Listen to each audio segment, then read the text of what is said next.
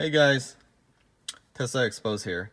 So I've been getting a lot of requests to go in depth on the Model 3 display. So this video will be a detailed video on all the functionality and settings within the Model 3 display. I'll go ahead and start with the left side of the display, work my way across the top icons, then the bottom icons. So on the left side of the display, you have this fixed screen where it tells you what drive mode you're currently in. Then you have your battery, your remaining distance. So this indicates how much distance you have remaining within the Model 3. It's pretty straightforward. It's like any iPhone or any smartphone that has a battery indicator on the top. So within this icon, Tesla recommend 90% to maintain your battery longevity. So limit any degradation, keep your battery charge up to 90%, not 100%, unless you really need that max range. You have your charge current. You can amp this up to 48 depending on where you're pulling your current from. Scheduled charging for those that live in areas where they have peak and off-peak hours. So cost of charging may be less after 6 p.m. or 8 p.m. at night, so you want to set that up for 6 or 8 p.m. And then your last pay supercharging event. So this will indicate where you last got your supercharging at and how much that session costs. Then you have your vehicle control status. You can open up your front, which is your front trunk, your back trunk, as well as your charge point. You can activate your rear view camera. I usually have this on to watch blind spots while I'm on the highway. You have your charge again. So this is the same thing if you push on the battery or you push on the charge icon. You have your voice command. So this can control your audio as well as your navigation and your phone. You have your windshield wiper controllers.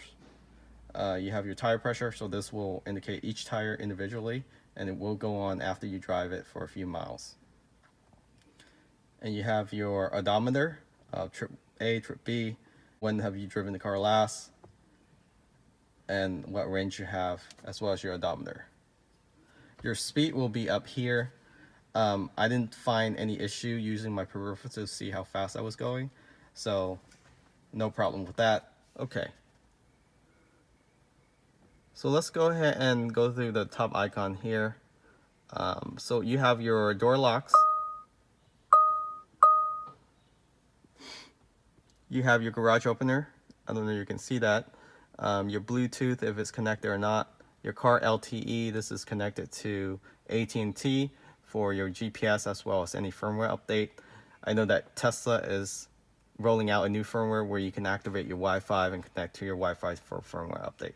You have your Tesla logo, so this will pop up your VIN number as well as any Easter egg. You have your driver mode. Right now I have in valet because we recently took this in for quick service to fix those minor issue with alignment on the door and also the horn and the GPS system, which is all now fixed. You have your outdoor temperature and your time. So it's pretty straightforward. Looks very similar to what you see on your smartphone. And on the bottom you have your car controller. The first one being your vehicle. You have quick controls. This controls your exterior light, your front fog lights. I highly recommend those to get the premium package just because the fog lights does help with visibility at night. So you have your rear view mirror controller up and down, left and right for your left rear view mirror and your right rear view mirror. Then you have your steering wheel controller as well, in and out, up and down. And this is done through your scroll wheel. You can manually fold your mirrors as well as leave them open, and your car will automatically fold if you lock the doors and unfold when you unlock the doors. You have your window locks for all doors, and then you have your display brightness. I usually leave this in auto. I usually leave the exterior lights on auto as well. It works pretty well. Now diving into the specifics. So back to lights, you can control your front lights by having it completely off, on parking, on all the time, I usually leave it in auto. Fog lights is also on auto. You have auto high beam now. I usually only turn it on if I'm on country roads, but city roads it doesn't work that well, but it works really well on country roads. You have your interior dome lights. Again, I have that on auto. It doesn't have a timer or a delay off timer, which I hope they will roll out in the future firmware. Ambient lightings. So this is your footwell, your front two seats, as well as your back rear seats have lights. All your doors have lights underneath your floodlights, as well as underneath the cup holders. That is something that only comes with the premium package. Back to lock. Now you can lock all your windows again, or activate your child lock doors in your rear view for the review seat. So here you have display. You can have it all the time on day. So this is day screen, or all the time on night screen. Looks pretty good. I usually have an auto. So again, just leave everything in auto. You never have to worry about it again.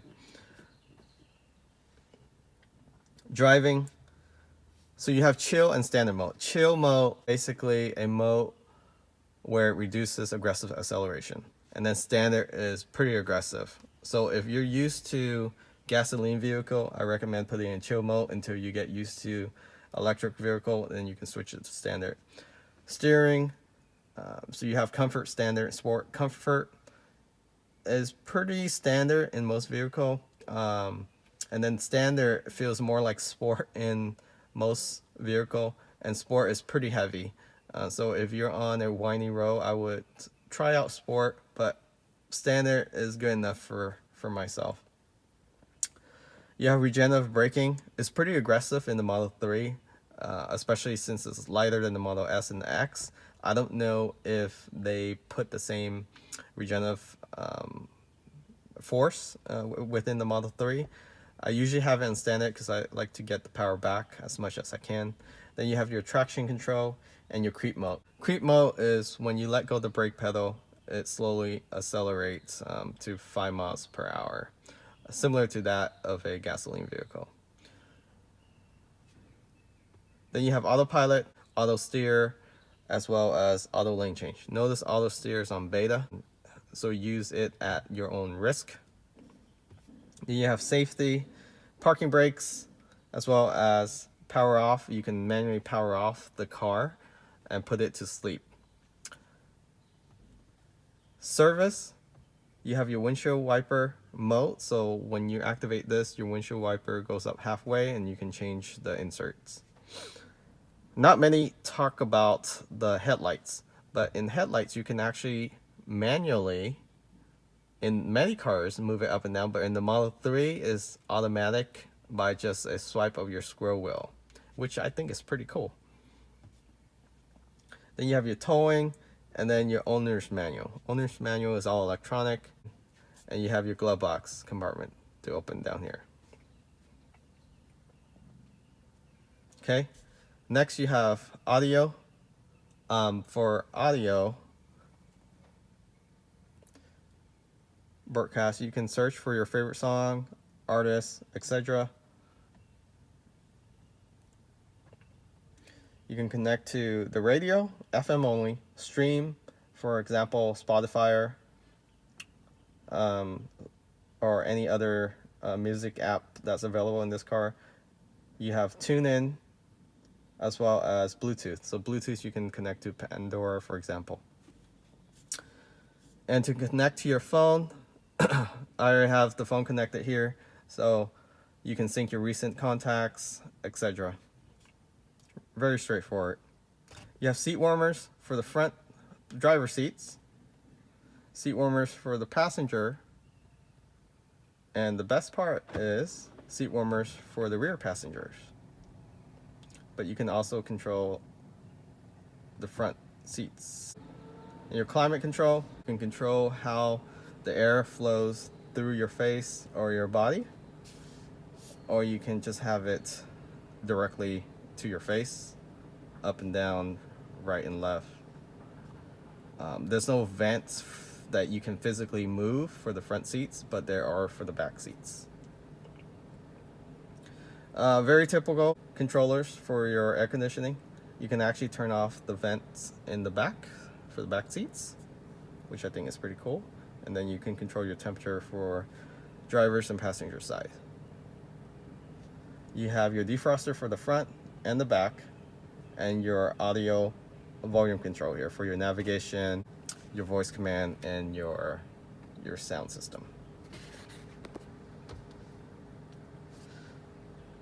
Okay, so to the navigation. Navigation is pretty straightforward.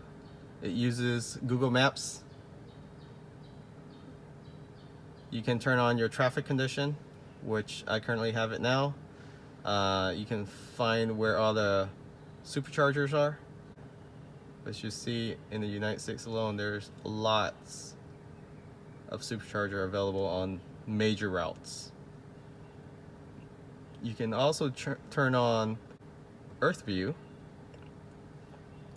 Or I think they call it Earth View. And get a very detailed image of where you currently are. So this is the Golden Gate Bridge. It's actually pretty cool. So you can zoom in using pinch motion or using the icon on the left here. There you guys have it. This is the display for the Model 3. If you have any questions or if you want me to go in any further depth within the system itself, just go ahead and place a comment and I'll do that in the next video. Thanks so much.